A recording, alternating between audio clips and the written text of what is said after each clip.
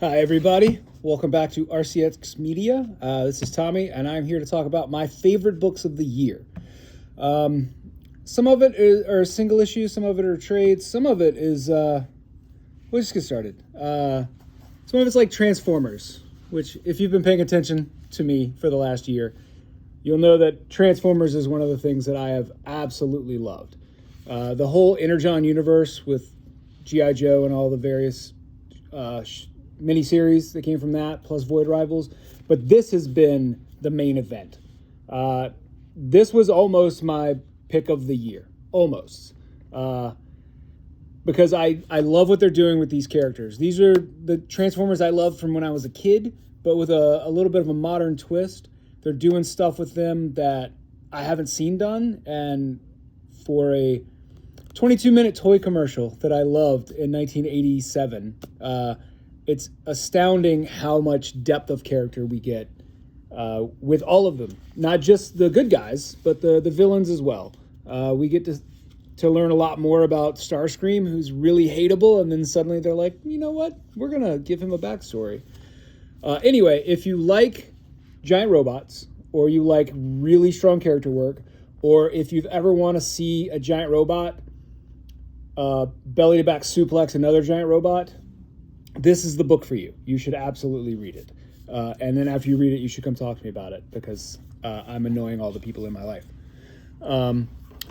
This one almost feels like a little bit of a cheat because it came out this week. And because of the holidays, I didn't get to talk about it. So maybe that's why it ended up on the list. But I think this might be I'm not going to say might. This is my favorite single issue that came out this year. Narrowly topping the issue of Wonder Woman where she and Superman go to the mall to find Batman a birthday present, which was also a delight. Anyway, Absolute Wonder Woman #3. It came out today. I'm recording this on December 26th, in case that is not clear. This book came out this week, and it blew my mind. I've read it twice. I don't want to say too much. I don't want to give too many spoilers. I can say that the Absolute universe that DC is doing with Superman, Batman, and Wonder Woman has brought some relapsed readers back in to check it out, which is understandable because they're all phenomenal. They're all fantastic books. This one is by far my favorite. And I will leave you with this. Wonder Woman believes in you.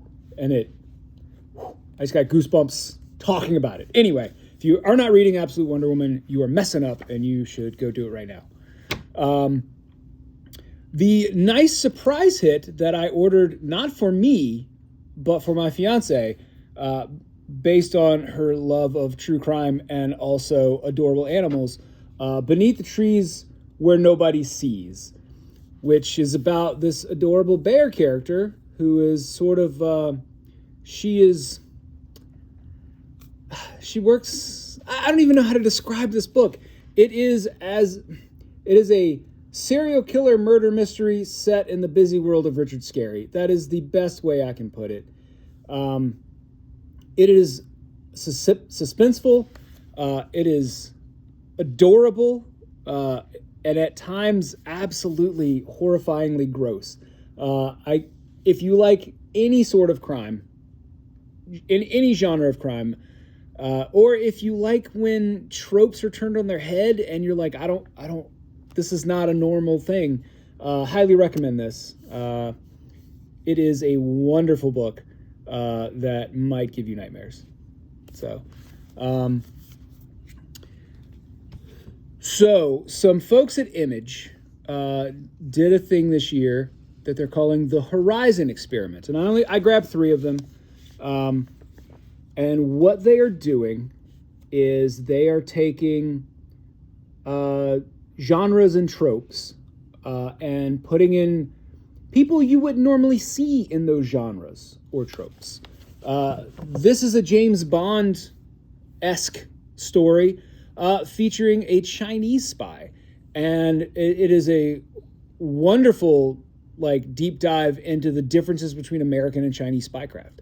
But we don't typically see spy thrillers from a Chinese perspective. We usually in America, we see them from America or from the British, James Bond being the biggest one. And this is basically Chinese James Bond doing James Bond stuff. Now, these are all one-shots. They're designed so that if they do well and they get enough buzz, they could be picked up in other series later. Moondogs is a West African werewolf motorcycle gang. The Sacred Damned is a Middle Eastern Muslim John Constantine story. And there's a few others, but I grabbed these three because I read these and I really enjoyed them. And I like the idea of genres of stories told from a perspective that we don't get to see very often. I feel like I always learn something, even if it's something silly. So anyway, I highly recommend the Horizon Experiment. They have been excellent books. I've quite enjoyed them. So I'm not talking about a specific title. I am talking about a whole new way that DC is making their books. This is the DC Compact Edition. This happens to be All-Star Superman. I grabbed that because James Gunn made me want to go back and reread this again because of the Superman trailer. But these are complete books for $9.99 in the format that kids that read manga or kids that grew up reading Dogman, this is the format they prefer. It's easy to port around. You can chuck it in a bag. You can almost put it in your pocket if you've got Jinkos. Anyway, this format is phenomenal. It's so good. I just reordered everything because we were sold out of it all again. Marvel is next year going to be doing their own version of this at a higher price point because they're Marvel, but they're phenomenal. They are fantastic. And I was a little worried because one of the first ones they did was Watchmen. And I was like, Watchmen's pretty verbose. There's a lot of text in there. And I have old man eyes. So I was like, am I going to be able to even read Watchmen? Turns out they did a great job. The book is very readable. They all look great. I'm a big fan of this entire project, and I hope they do more and more of these. I know we've got a few more coming out. I think we've got 4 or 5 different ones that have been solicited so far. I would love to see 2 or 3 of these a month, honestly. The price point is perfect. There's so many stories in the DC universe that could easily be turned into this format. Some of them are thicker than others. They're still $10. Even the ones that aren't as thick as this at $10 is still a bargain. Like, these are just great. Anyway, so my favorite book of the year, and I think it's only this because Absolute Wonder Woman only had 3 issues so far, was Wonder Woman by Tom King. This book has been, every time it comes out, it is the first thing I read. I grabbed the Trinity World's Finest Special because what they did in this book was there's a bunch of backup stories that they didn't put in the trades of Diana's daughter at various stages in her life with her babysitters, Damian Wayne and Jonathan Kent. So Trinity grows up with Superman and Batman as her babysitters. And they're so much fun. The Trinity stories are just silly fun, where we're watching this kid grow up. Like we get little snippets of her life here and there.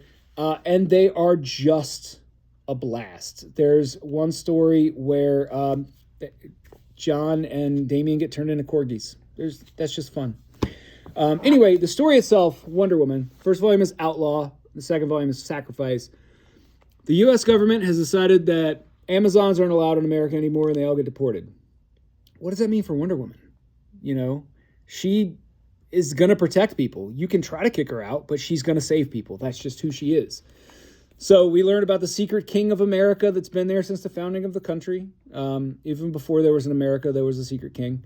And this is the guy who's decided Wonder Woman needs to be taken down a peg or two. And up until this, my favorite run of Wonder Woman was Greg Rucka's first run, where the villain of the story was rampant misogyny. And that feels a lot like what Tom King is doing here as well. The main villain of the story is institutionalized misogyny, and because of King's background in the military, he has a slightly different twist on it than Greg Rucka did. This volume has, if I remember correctly, Philip's favorite book of the year. But I don't want to talk too much about plot and story. I just want to say that Wonder Woman's been one of my favorite characters since I was a small child. My fifth or sixth birthday, I demanded a Wonder Woman birthday cake. I have loved her since I was very small, and often in her book, I just haven't loved it. It's really nice to love the story again. It's everything that I think Diana is as a character. It shows the hope, the like what I said before with Absolute Wonder Woman. Wonder Woman believes in you, and that is, I think, the core of her character. She believes we are all good people and we deserve better. And she's going to do that for us if she possibly can. And what we're seeing in this book is not just Diana, but her reflection in her friends. She goes through a terrible ordeal, especially in the second volume. Sacrifice is a very appropriately named volume. And the issues that we've gotten post this book are as much about Diana's friends and family as it is about Diana. It is about how when she is at her lowest and she is being told, no one cares about you, you're just a dumb girl.